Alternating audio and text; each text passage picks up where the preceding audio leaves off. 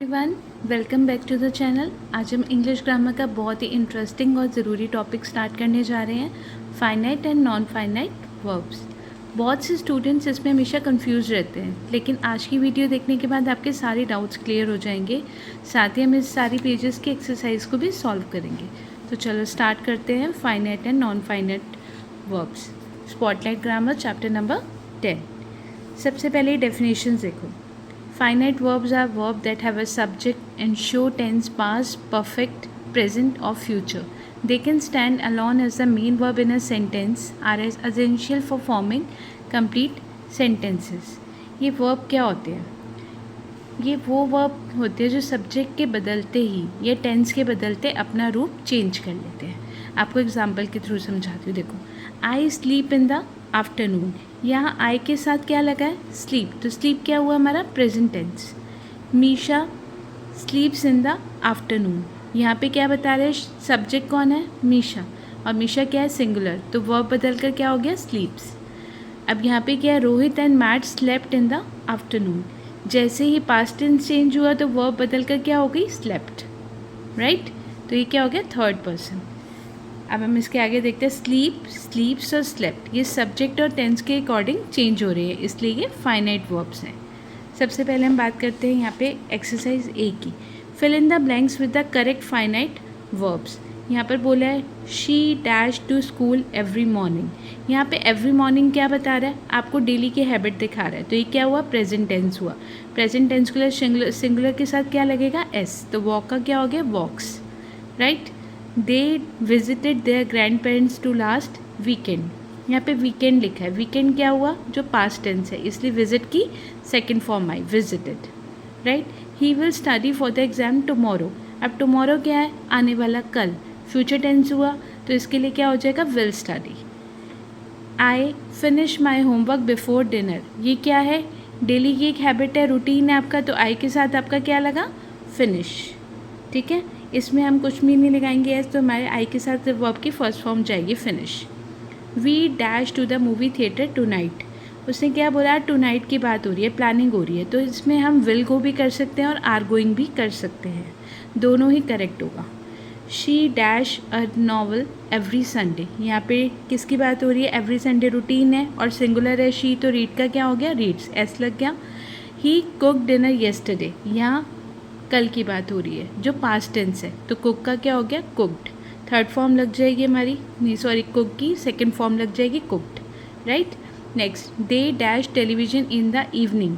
अब क्या है? एक रूटीन है और प्लूरल के साथ दे के साथ क्या आएगा? वॉच। क्या आ जाएगा? वॉच। अब नेक्स्ट देखो, यहाँ पे क्या दे रखा है? Non finite verb. अब यहाँ पे दे रखा है आपको I am jumping in the ground. तो यहाँ पे क्या है? फर्स्ट पर्सन और present tense.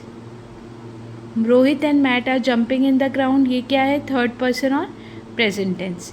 Misha is jumping in the ground, third person और प्रेजेंट टेंस।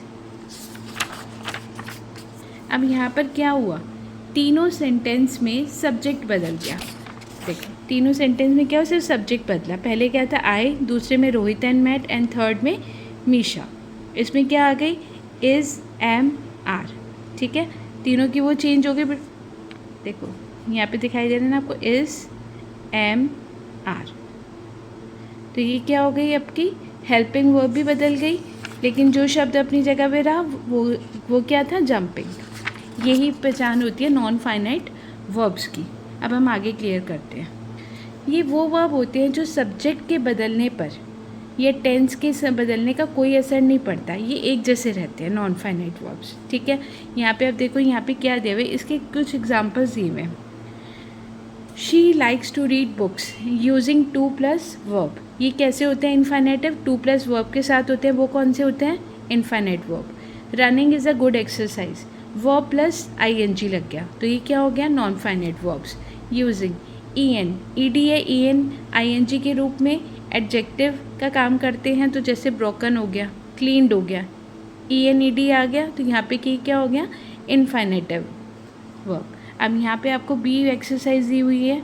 यहाँ पर देखो, यहाँ पे क्या लिखा? Non finitive verbs in these sentences.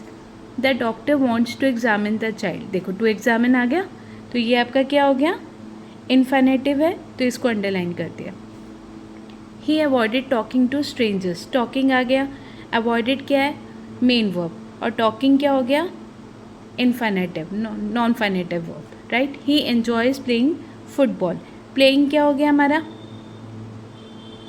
Non finitive verb, enjoy हमारा मेन वर्ब हुआ और प्लेइंग हमारा क्या हो गया, non finitive verb. The tired runner finish the race, अब यहाँ पे क्या है, फिनिश्ड क्या है, जो पास्ट टेंस की मेन वर्ब है, लेकिन जो यहाँ पे वर्ड दिया हुआ है टायर्ड, तो ये क्या है, रनर की एडजेक्टिव बता रहा है, तो ये क्या हुआ, टायर्ड हमारा non finitive verb. They decided to go, to go आ गया तो ऑलरेडी क्या हो गया हमारा, non finitive verb. The broken, आपको मैंने बताया था ED EN आ जाए तो उसमें क्या हो जाएगा आपका, इन्फिनेटिव वर्ब। टू ट्रैवल आ गया तो वो भी वो हो गया, स्माइलिंग, वर्ब प्लस ING आ गया तो क्या हो गया ये हमारा, इन्फिनेटिव वर्ब। अब यहाँ पे आपको दिया हुआ है complete these sentences using the to plus verb form of non finitive verbs in bracket, ठीक है। यहाँ पे आपको क्या करना है, टू प्लस वर्ब लगाना है, तो सब में हमने क्या लगा दिया, to learn, to start, to visit, to call, to win, to improve, to help, to drive, right.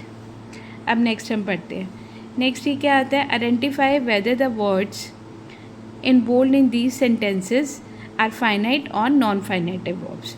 अब नेक्स्ट दिया हुआ है आपको, द मरमेड लव्स रीडिंग, तो रीडिंग हमारा क्या हुआ, non finitive verb.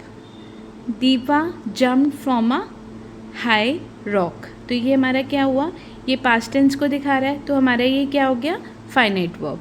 He likes to play chess, to play क्या हो गया हमारा, नॉन फाइनेटिव वर्ब।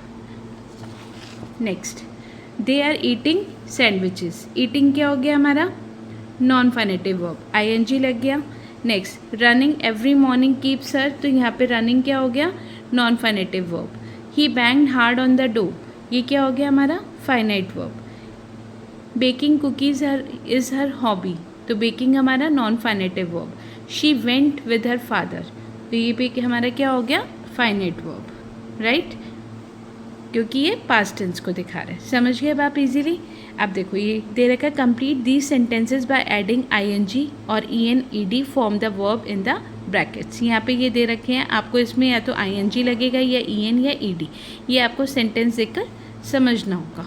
तो सबसे पहले क्या है, the dash water is refreshing, तो इसका क्या मतलब हुआ, पानी जो है, पानी क्या बता रहा है, एडजेक्टिव कि पानी बह रहा है, तो रन में क्या लग जाएगा, running, the running water is refreshing. Next, she has dash books, तो इसमें क्या देखो, हैज़ क्या आ गया, तो हैज़ क्या हुआ, हैज़ के साथ हमारा क्या आ जाएगा, थर्ड फॉर्म लगेगी, written, right. She found a, अब ये क्या लिखा हुआ है, ब्रोकन, तो इसमें क्या है, ब्रेक की थर्ड फॉर्म, तो broken. Next, they watch, they were dash a movie, तो अब ये क्या आ रहा है, यहाँ पास्ट कॉन्टीन्यूस टेंस बन रहा है, ठीक है। वर के साथ क्या लगेगा वर्ब में, ING, राइट। नेक्स्ट अब देखो, the dash 3 blocked the road, तो यहाँ पे क्या हो जाएगा, फॉलन, क्योंकि यहाँ पे क्या कर रहा है, थर्ड फॉर्म, पास्ट पार्टिसिपल है फॉल, तो इसका क्या हो गया, fallen. She is dash a song, तो यहाँ पे क्या हो गया, ये बहुत इजी है, प्रेजेंट कॉन्टीन्यूस टेंस है तो सिंग के साथ ING लग गया, singing. He has dash an apple, तो हैज़ आया, हैज़ के साथ वर्ब की थर्ड फॉर्म लगती है, eaten. The baked cake smells delicious, तो बेक के साथ क्या लगा दोगे, बेक्ड, क्योंकि पास्ट पार्टिसिपल बनाएंगे तो हम इसका क्या हो जाएगा, बेक्ड, ठीक है। ये आपको अच्छे से समझ आया। तो फ्रेंड्स, इसी के साथ हमारी एक्सरसाइज E और पूरा चैप्टर यहीं पर कंप्लीट होता है। अब आप फाइनाइट और फाइनाइट वर्ब्स को बहुत इजी से समझ चुके हैं। अगर आपको वीडियो अच्छी लगी और सारे आंसर समझ आए हो तो वीडियो को लाइक और अपने फ्रेंड्स के साथ शेयर करना बिल्कुल मत भूलना।